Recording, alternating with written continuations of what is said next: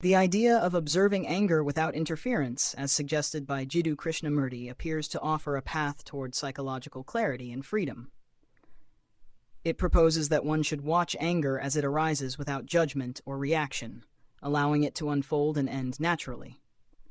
In its pure form, this insight challenges habitual emotional patterns. However, when it is turned into something to be practiced deliberately, it can produce a new and troubling psychological condition, a personality caught in confused observation. The problem begins when observation becomes an ideal. Instead of simple awareness, the mind introduces effort. One must observe, must not react, must remain aware. This effort creates a division between the observer and the anger being observed. Although the teaching denies such a split, the mind inevitably constructs it, leading to an internal separation that did not exist before. From this division arises constant self-monitoring. The individual begins to question whether they are observing correctly or reacting unconsciously.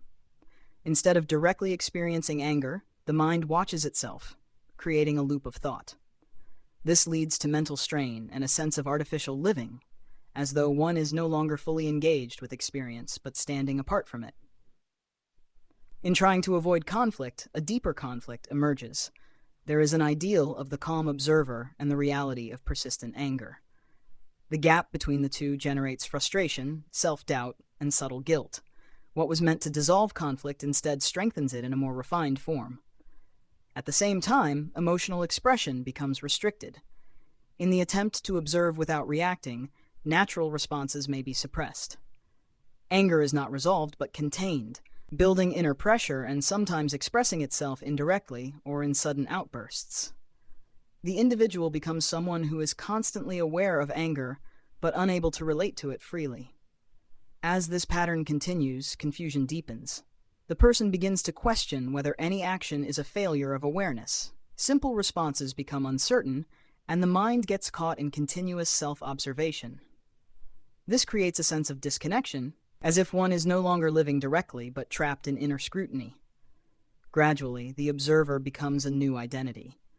One starts to think of oneself as someone who observes, yet this identity is fragile and constantly challenged by recurring emotions.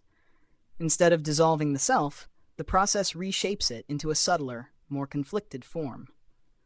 The core issue lies in turning an insight into a method. What was meant to be immediate awareness becomes deliberate practice, and that effort creates division. The attempt to observe without interference becomes a form of interference itself. The result is not freedom from anger, but the emergence of a divided mind, neither fully engaged nor truly free, endlessly watching itself without clarity.